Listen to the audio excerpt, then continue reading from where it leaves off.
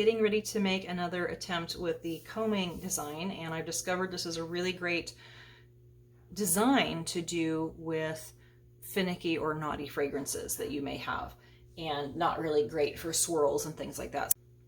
These are two that I had done before, and I did a solid bottom on them, and I was able to do a very quick pour. I went ahead and added the fragrance to the oils, because typically when you do that, it gets rid of any, it almost like tempers it. It gets rid of any like racing issues, and sometimes it slows down that acceleration.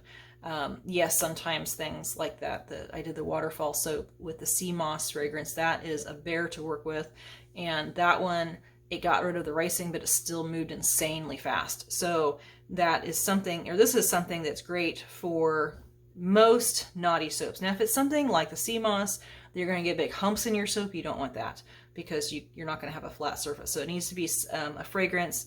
Ricing is fine, but if it's like severe acceleration, it may not work with that one. So anyway, these are two that I had done, and I have some different combing ideas. I probably won't do the oil and mica again, because it kind of bled a little bit, which is interesting since this is oil and mica versus, like, you know, water. It tends to bleed on that. So the top layer will be fragrance free, and I'll be able to get plenty of time to do those swirls in there. So what I'm using for this batch is Sea Minerals Oud, if I'm saying that correctly.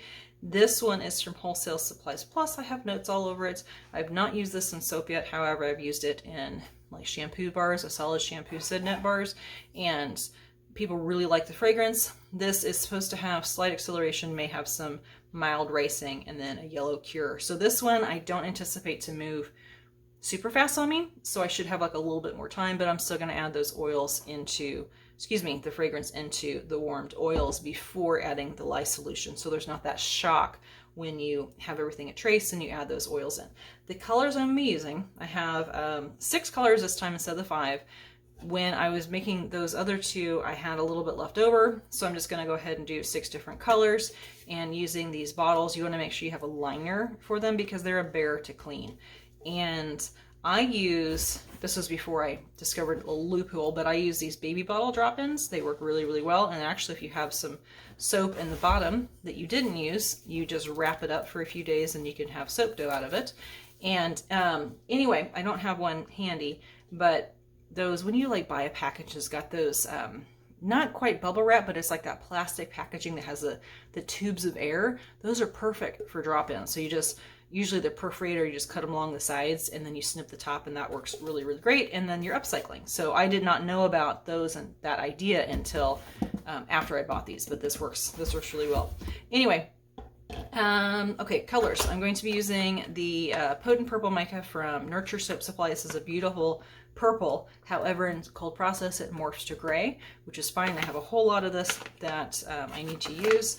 And then Super Pearly White Mica from Brambleberry. This one does have a tendency to speckle. So if you're cutting it like a loaf of soap, like a typical one, sometimes you get those drag marks in the white, and like you'll have a little speck of white and it'll drag down the face of the bar. This, if you don't make a slurry, could do that. However, since I'm doing it as a surface design on a slab style, I'm not gonna have to worry about that. And then I have lime green, it's not lime green, laurel green from Nurture Soap, tropical teal,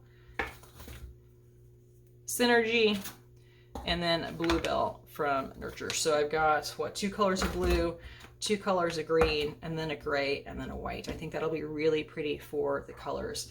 And for my combing tool, these are narrower than the ones I did before. I have some different design ideas I want to try.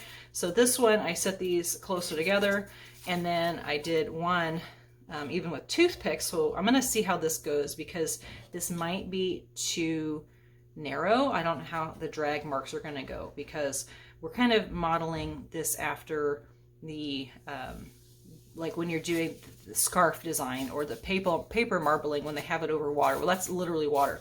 This is not water. It does have even a super light trace with no fragrance in the colorants. This it does still have some, you know, viscosity. So I'm going to have to pull through that and see how that works. Anyway, I'm going to get everything ready to go, and we'll come back when it's time to make the soap.